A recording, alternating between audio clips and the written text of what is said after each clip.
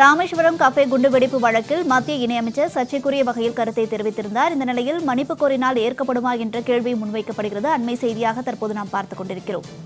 மத்திய இணையமைச்சர் ஷோபா கராந்தலே செய்தியாளர் சந்திப்பை நடத்தி மன்னிப்பு கோரினால் ஏற்கப்படுமா என்ற கேள்வி முன்வைக்கப்பட்டுள்ளது. அண்மை செய்தியாக தற்போது நாம் பார்த்துக் கொண்டிருக்கிறோம்.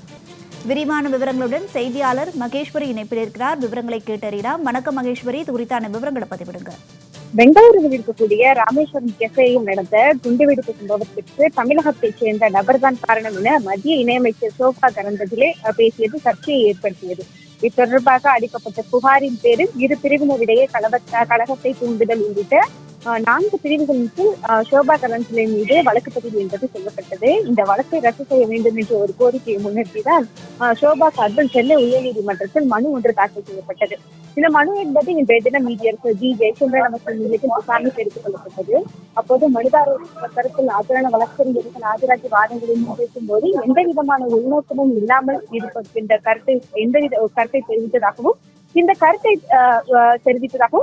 பெங்களூருவில் இருக்கக்கூடிய இது சம்பந்தமாக பதியப்பட்ட வழக்குக்கு கர்நாடக உயர்நீதிமன்றம் தடை விதித்துள்ளதாகவும் தன்னுடைய கருத்துக்கு எக்ஸ்தலத்தில் மன்னிப்பு கோரியுள்ளதாகவும் மத்திய அமைச்சர் சார்பில் தெரிவிக்கப்பட்டது. காவல்துறை சார்பில் ஆஜரான தலைமை வழக்கறிஞர் டி எஸ் ராமன் அவர்கள் மன்னிப்பு கோரக்கூடிய விவகாரம் தொடர்பாக அரசினுடைய கருத்தை அறிய வேண்டும் என தெரிவித்தார். இதையடுத்து இதுபோன்ற வழக்கில் பொதுக்கூட்டத்தில் மன்னிப்பு கோர வேண்டும் என்ற நிபந்தனை விதிக்கப்பட்டதாக சுட்டிக்காட்டி அதே போல செய்தியாளர் சந்திப்பை நடத்தி மன்னிப்பு கோரினால் ஏற்றுக்கொள்ளப்படுமா என்று அரசிடம் விளக்கம் பெற்று கேட்டு உத்தரவிட்ட நீதியர்கள் இந்த வழக்கு விசாரணையை ஜூலை 31ஆம் தேதிக்கு தற்போது தள்ளி வைத்துள்ளார்கள். மகேஸ்வரி, விவரங்களுக்கு நன்றி.